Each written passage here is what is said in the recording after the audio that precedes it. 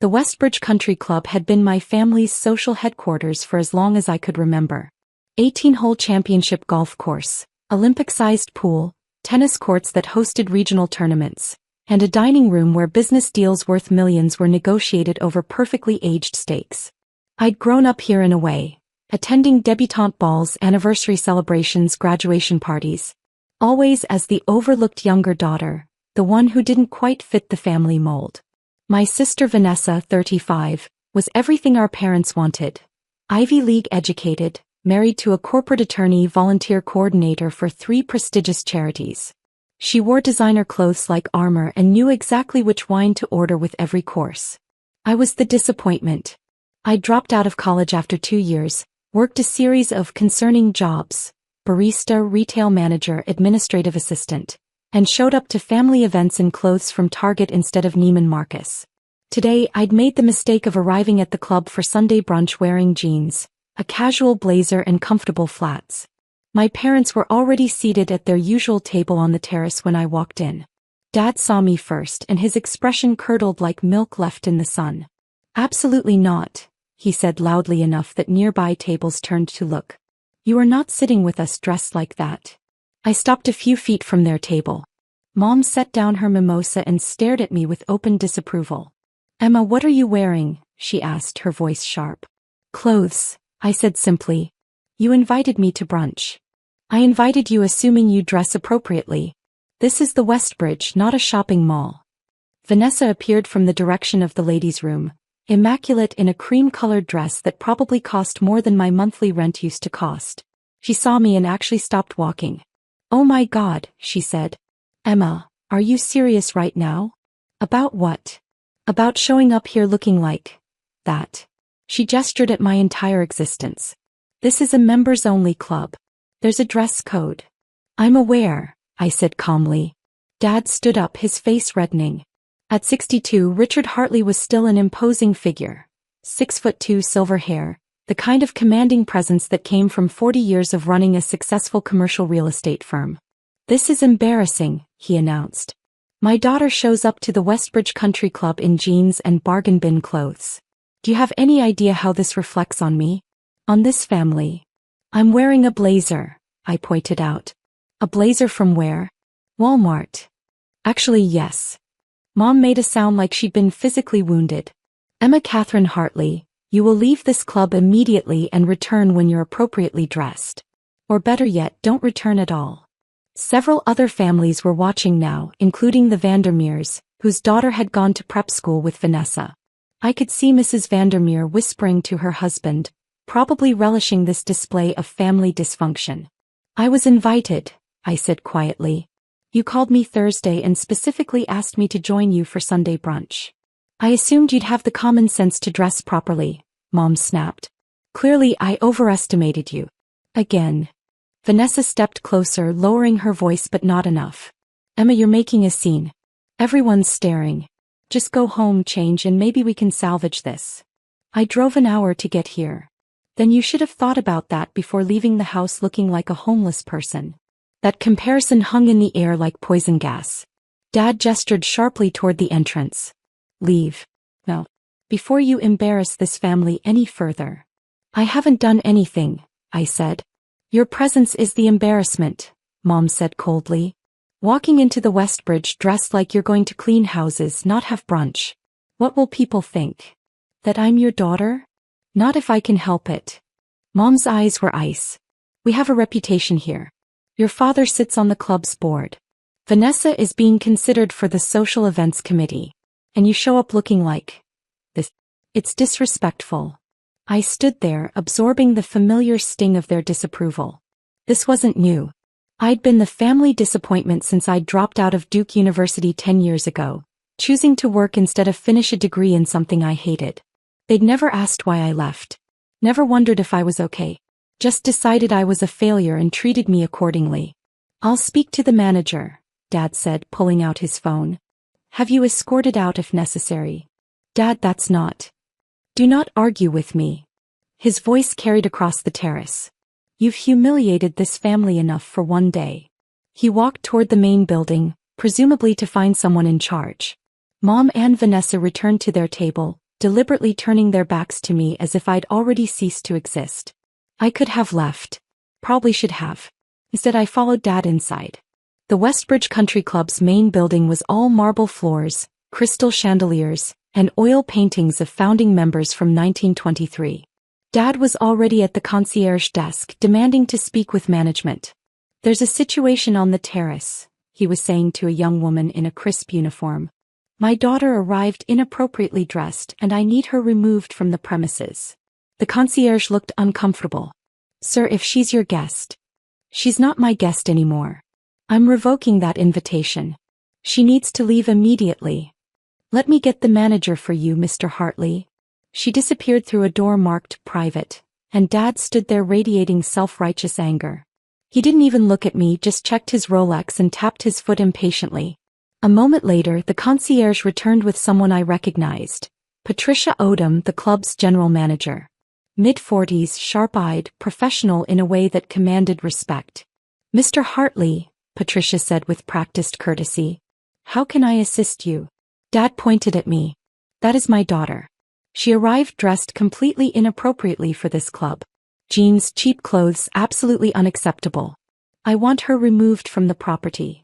Patricia looked at me, then back at Dad. "I see.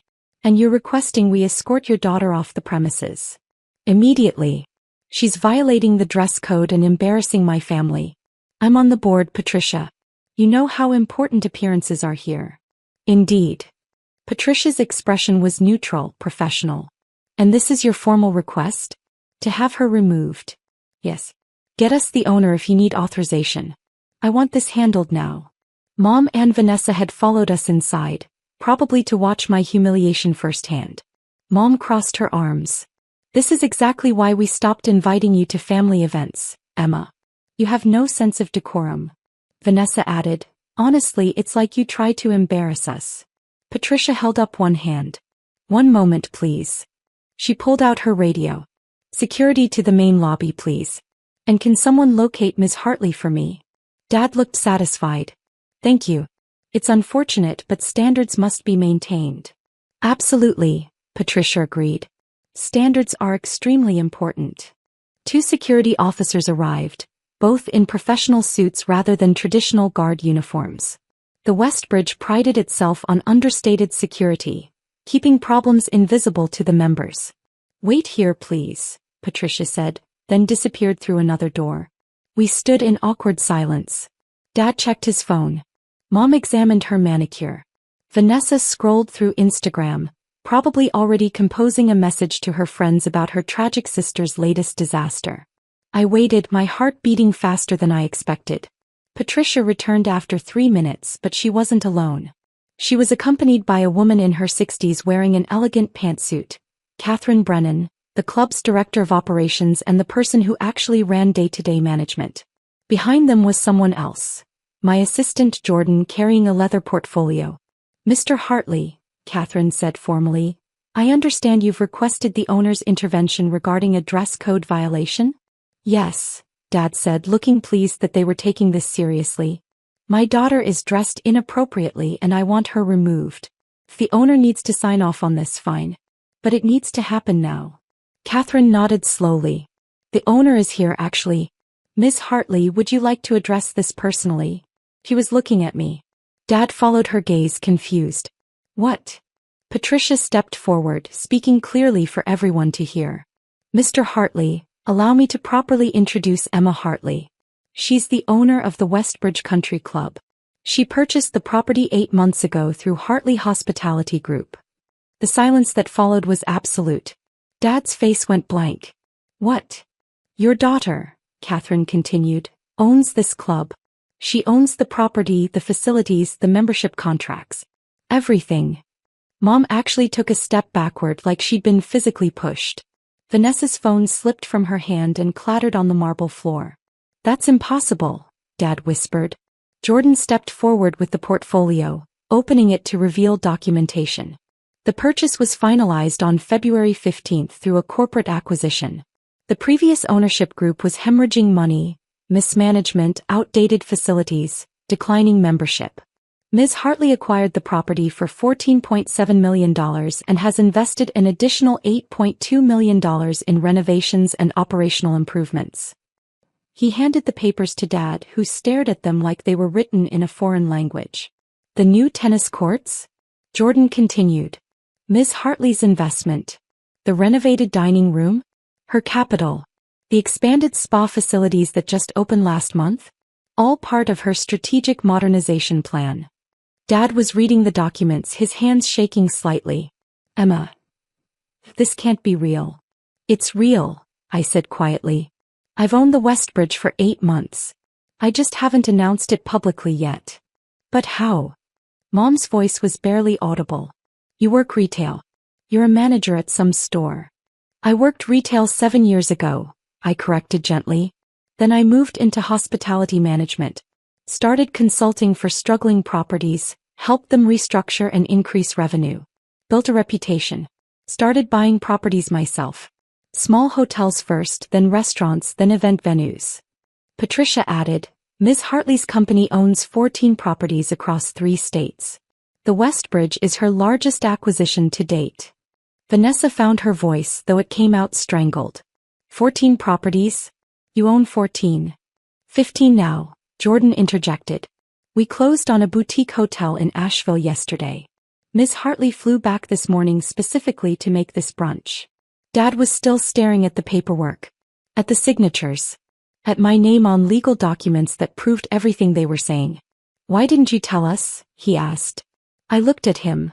My father who just tried to have me thrown out of my own property. When would I have told you, Dad? At Christmas when you spent the entire dinner talking about how Vanessa's volunteer work was real contribution to society? Or at Easter when you told everyone I was still figuring things out? That's not fair, Mom said weakly. Isn't it? I turned to her. You've spent 10 years treating me like a failure because I didn't follow the path you wanted. I dropped out of Duke so I was a disappointment. I worked retail so I was beneath you. I didn't marry a lawyer or doctor so I was an embarrassment. We were concerned about you, Vanessa tried. You were ashamed of me, I corrected. There's a difference. Catherine cleared her throat gently. Ms. Hartley, you mentioned wanting to review membership contracts today? Yes, I said, grateful for the transition.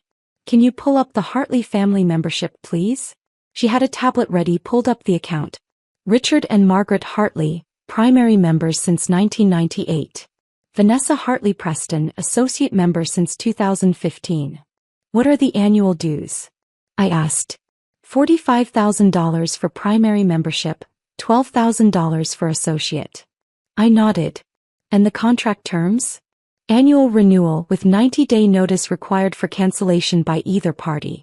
However, ownership reserves the right to terminate membership immediately for cause. Dad finally found his voice again. Emma, what are you doing? I looked at him. Mom.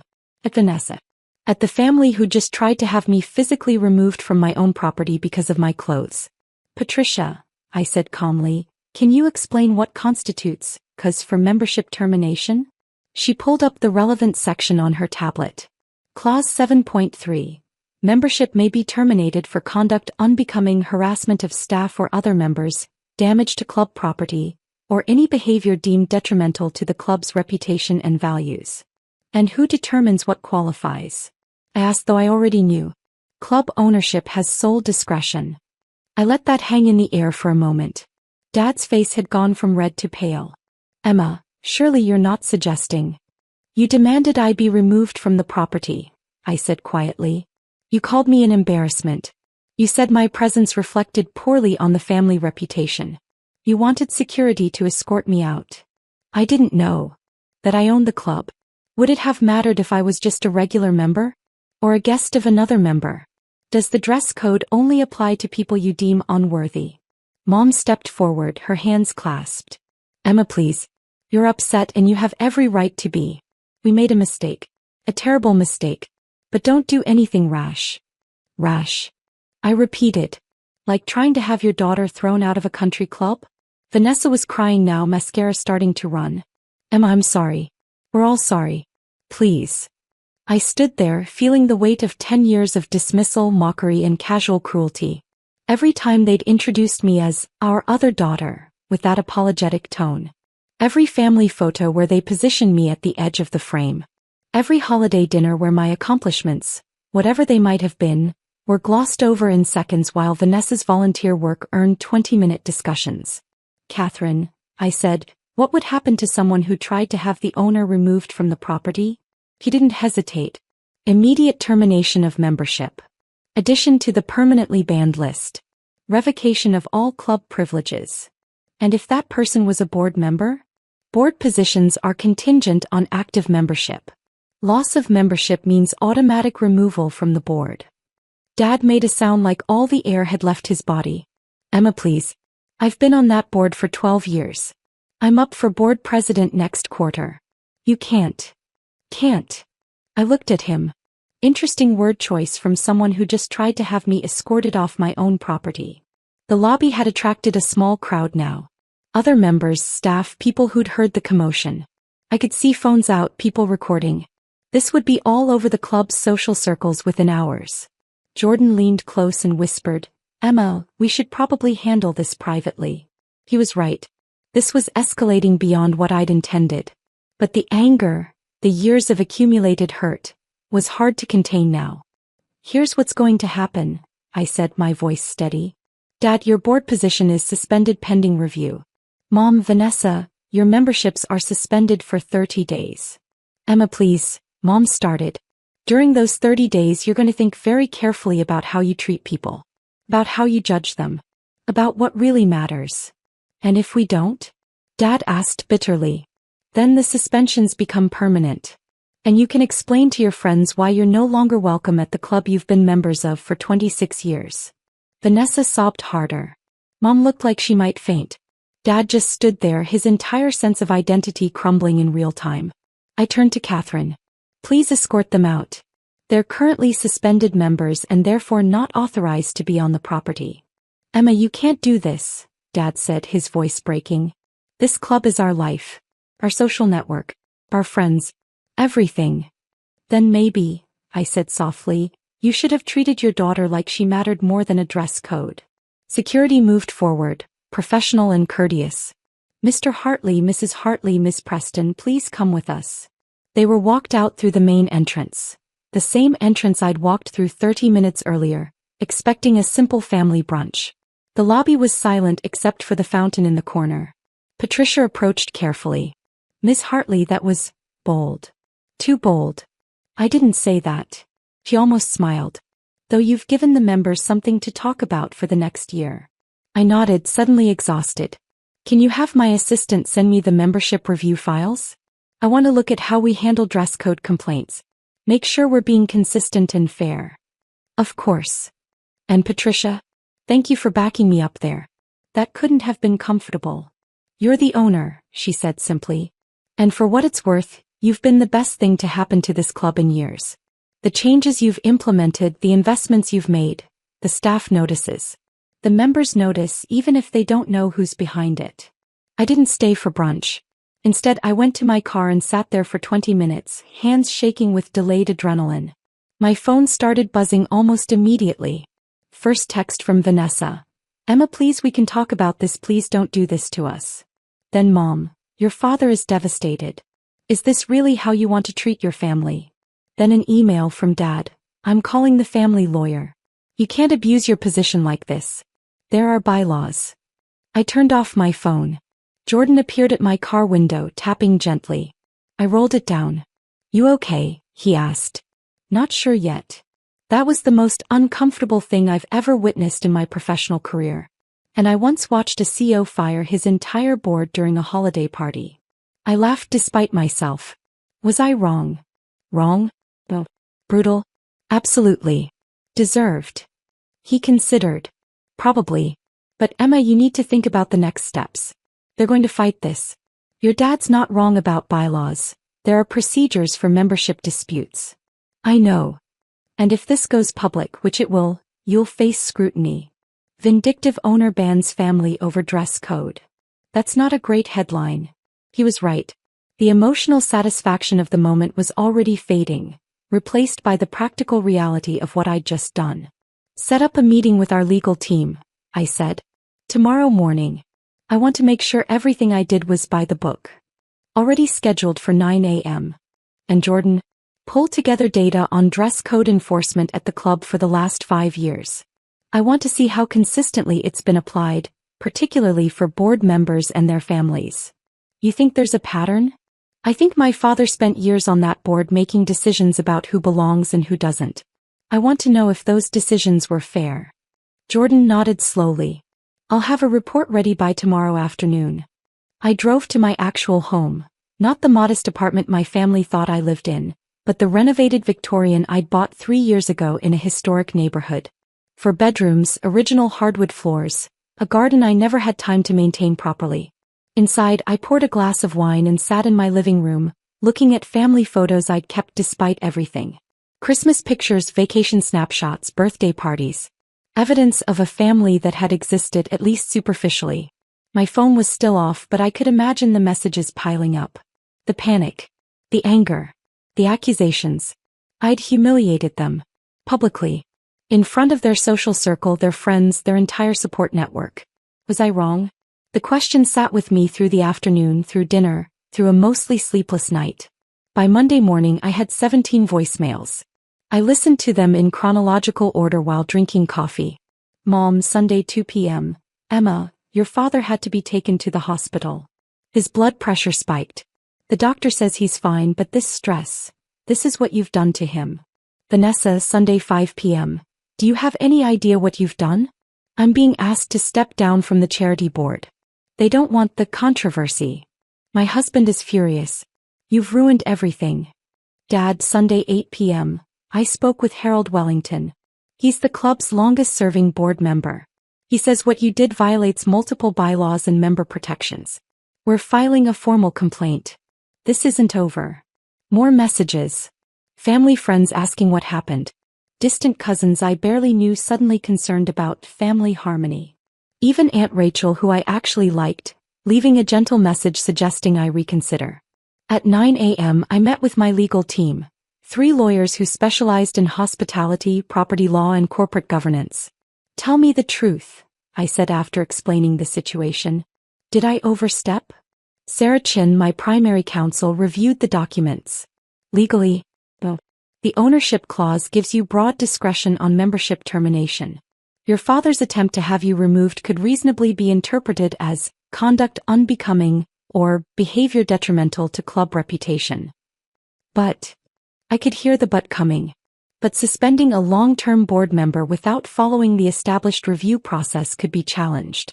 The club's bylaws specify that board members are entitled to a formal hearing before disciplinary action. So I jumped the gun. You acted within your authority as owner, but you bypassed internal procedures. If they lawyer up, which it sounds like they're doing, you'll be tied up in disputes for months. I rubbed my temples. What are my options? Marcus, the corporate governance specialist, leaned forward. Option 1. Stand your ground. Fight every challenge. Win on technicalities. Probably succeed, but damage relationships beyond repair and generate negative publicity. Option 2. Reinstate the memberships with conditions. Require a formal apology. Implement a family code of conduct. Maintain your authority while allowing some reconciliation path. Option 3. Sarah asked. Sell the club. Walk away. You've already increased its value significantly. Take your profit and let someone else deal with the family drama. That option sat heavy in the room. I don't want to sell, I said finally. I bought the Westbridge because it had potential. And because I hesitated. Because some part of me wanted to prove I could succeed in their world. On my terms. Sarah nodded. Then we go with option 2. But we do it strategically. Not because you were wrong, but because you're choosing to extend grace they didn't offer you. I called Dad that afternoon. He answered on the first ring. Emma. I've reviewed the situation with my legal team, I said, keeping my voice professional. I'm prepared to reinstate your memberships under specific conditions. Silence. Then, what conditions? First, a formal written apology from each of you. Not for my benefit, I don't need it. But for the record, acknowledging that demanding someone's removal based on appearance was inappropriate. That's it. Second, you'll participate in a board review of the club's dress code policies. Make them clear, consistent, and fairly applied.